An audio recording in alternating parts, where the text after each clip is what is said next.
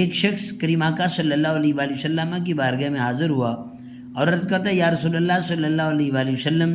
میں اس بات کی گواہی دیتا ہوں کہ اللہ کے علاوہ کوئی معبود نہیں ہے، وہی عبادت کے لائق ہے، اور آپ اللہ کے سچے اور آخری رسول ہیں، اور یا رسول اللہ میں 5 وقت کی نماز بھی پڑھتا ہوں، میں زکوٰۃ بھی دیتا ہوں، روزے بھی رکھتا ہوں۔ کریم آقا صلی اللہ علیہ وآلہ وسلم نے ارشاد فرمایا، جو اس حالت میں مرے گا، یعنی جو اس حالت میں دنیا سے جائے گا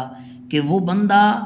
یہ عقیدہ رکھتا ہوگا کہ اللہ کے علاوہ کوئی معبود نہیں ہے اور میں اللہ کا سچا رسول ہوں، اور 5 وقت کی نماز بھی پڑھتا ہوگا، زکوٰۃ بھی دیتا ہوگا، روزہ بھی رکھتا ہوگا، میرے کریم آقا فرماتے ہیں جو اس حالت میں دنیا سے جائے گا تو وہ انبیاء، صدیقین اور شہداء کے ساتھ ہوگا۔ لیکن آخر میں میرے کریم آقا نے فرمایا بشرطے کہ وہ بندہ ماں باپ کا نافرمان نہ ہو۔ اگر ماں باپ کا نافرمان ہوا تو پتہ چلا نمازیں بھی کام نہیں آئیں گی، روزہ بھی کام نہیں آئے گا، زکوٰۃ بھی کام نہیں آئے گی۔ یہ سب کچھ اس وقت کام آئیں گی جب ماں باپ راضی ہوں گے، جب ماں باپ کا نافرمان نہیں ہوگا۔ اگر ماں باپ کا نافرمان ہوگا تو وہ بندہ ان چیزوں سے محروم رہ جائے گا۔